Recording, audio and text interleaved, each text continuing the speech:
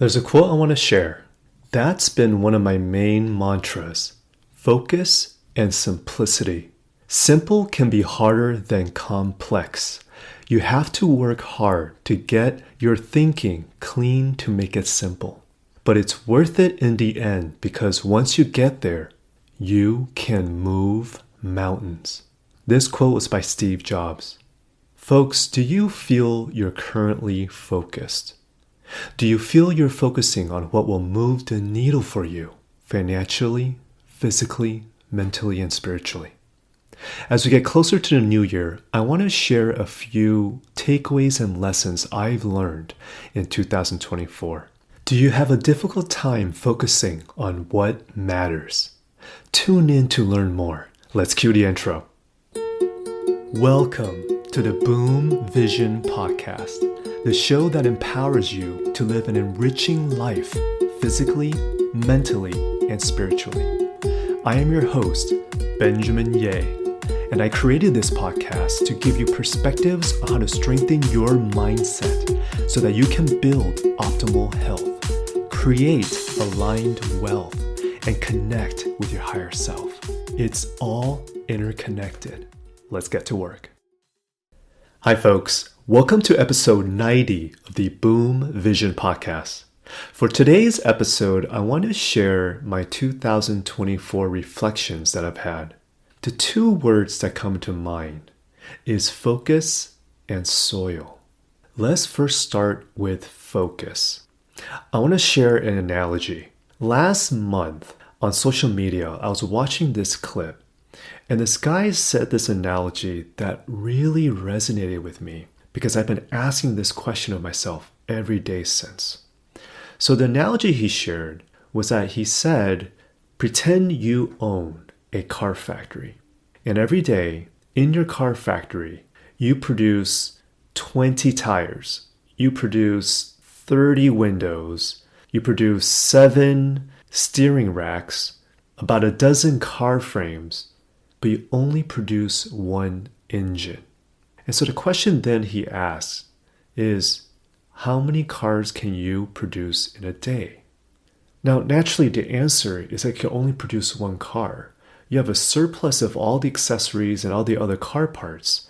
But if you're only able to produce one engine a day, the maximum cars you can produce daily is just one car. And so I was really struck by this analogy. And so I actually shared this analogy with my family over dinner. And so when I asked my family and my kids, pretend you had a car factory and every day you produce 20 tires, 30 windows, 7 steering racks, a dozen car frames, but only one engine. How many cars can you produce in a day? And my son immediately said, well, Dad, it's just one car. Okay, so then I followed up with the question, so what should you be focusing on? And my son immediately answered, focus on your engine. And it was so heartwarming to hear that from my son because ever since I heard this analogy, in the morning after dropping off the kids, I asked myself the question, what engine should I be focusing on today? What actions do I need to take? What priorities should I focus on that will move the needle for me in my productivity? And that's the takeaway I wanted to share with you in this first analogy. What is your engine that you need to be focusing on? What is the one part of your day, your job, your business that will move the needle for you in progressing forward if you were to spend the energy and time in focusing on that one output? Now, the second word that came into mind as I reflected about this year is soil. Are you finding the right soil? So I want to share a personal story. When we first moved into our house, we bought a set of furniture for our bedroom and for our kids' room. And I remember buying this floor lamp in our kids' room because we wanted a reading light when we're reading stories to our kids before they go to sleep. Now, the thing about this floor lamp is that after owning it for maybe a year, what was very frustrating is that the light bulb, the shade, and the joints, it just doesn't seem like it sticks. So after trying to unscrew and rescrew the light bulb, making sure all of the bolts and screws is tightened, after like a couple of days, the light bulb will just get loose. The shades will get loose and it seems like it's about to drop. The joints on this floor lamp, raising or lowering the light, it just seems to just go soft. It wouldn't stick to the same place. And it was very frustrating because I just bought this new furniture and it hasn't even been almost a year and it's already deteriorating. Now, I've made several attempts. I got my toolbox. I would get all the, screws or whatever it is. Do I need to change the parts? I mean, I went at it for a couple of years of just, gosh, it's so frustrating why this seems like it's broken. Why am I going to keep things around if it's broken? Can I fix this? And in multiple attempts, I was not able to fix it. Sure, it'll get a bit tightened up and then it'll start staying in place for maybe a week or two, but it just would not operate correctly. And what was very fascinating was that as the kids grew older and as we shifted the room a bit, we moved that floor lamp to a different bedroom, but the same thing persisted. And then finally, earlier this year, what we did was we moved this floor lamp out into the part of the family room.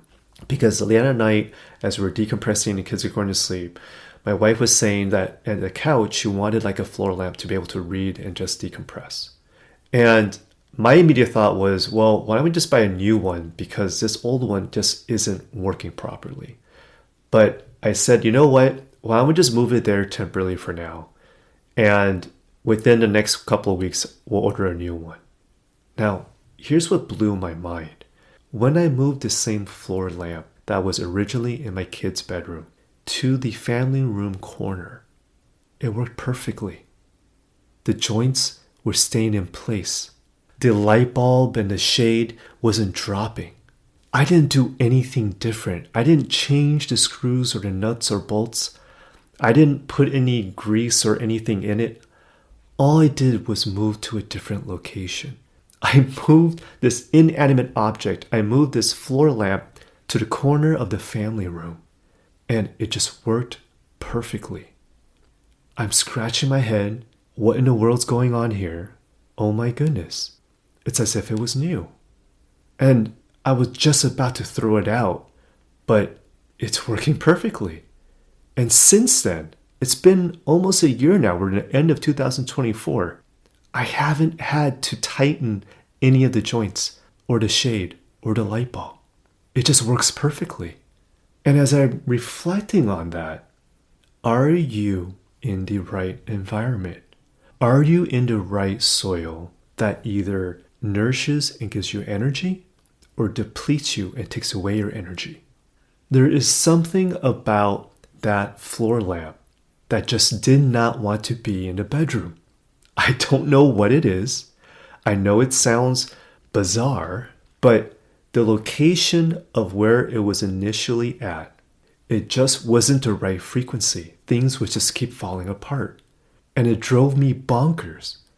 And even moving to a different bedroom, it was not in the right soil. It wasn't in the right location.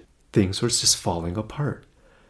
But once I moved it to the family room, it just fell in place. Everything worked perfectly. And I just, wow, like the main takeaway I want to share with sharing the story of the floor lamp is, are you situated in a location with the people you surround yourself with? Is your soil nourishing you, raising your vibration, or is it depleting you, draining your energy and vibration? So with that said, what are this week's action steps? I'm going to use the CAL method, the CAL method. C, calm yourself with whatever method that works with you. Is it doing a morning jog? Is it breath work? Is it just simply meditating or breathing? Deep breaths in, deep breaths out. Whatever way to calm your mind your body, your nervous system. And in that calm state, A stands for awareness. I want you to bring awareness to your physical, mental, and emotional body. As you take a deep breath, do you feel more calm and at peace? Or is your mind preoccupied with something that happened earlier that day? Can you give yourself some time and space for a moment of self-care? And then L stands for language. As you bring more awareness to your inner self, I want you to ask this question. What is the engine I need to focus on today? Or what is the engine I need to focus on this week? What do I need to focus on to transform my progress in life from a step to a jump, from a jump to a leap of forward? Should I be prioritizing my physical well-being, my mental well-being, my financial well-being, or my spiritual well-being? What is the engine you should be focusing on? And then the second question I want you to ask is, am I in the right soil? Do I need to make any changes in my environment, in my social circles, in my inner tribe? The location and environment that I surround myself, that I'm rooted in, is it nurturing my growth? Or is it depleting my energy? Am I in the right soil for me to feel at peace? For me to feel I'm thriving?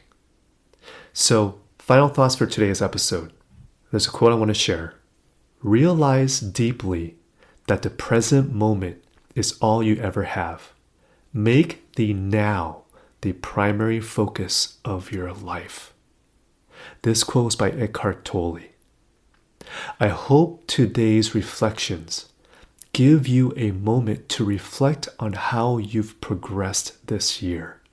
What is your biggest area of growth this year? What is your biggest lesson? Do you tend to focus on others more than you focus on yourself? Do you need to focus on the priorities in your life? What is your engine? And are you in your right soil? Until next time, folks, be kind to yourself. Be in delight. Be you. Thank you so much for tuning in to my Boom Vision podcast. If you'd like to find out more about me and this podcast, head over to benjaminyeh.com. That's spelled BenjaminYeh.com. If you haven't already, click subscribe, and I'll catch you next time.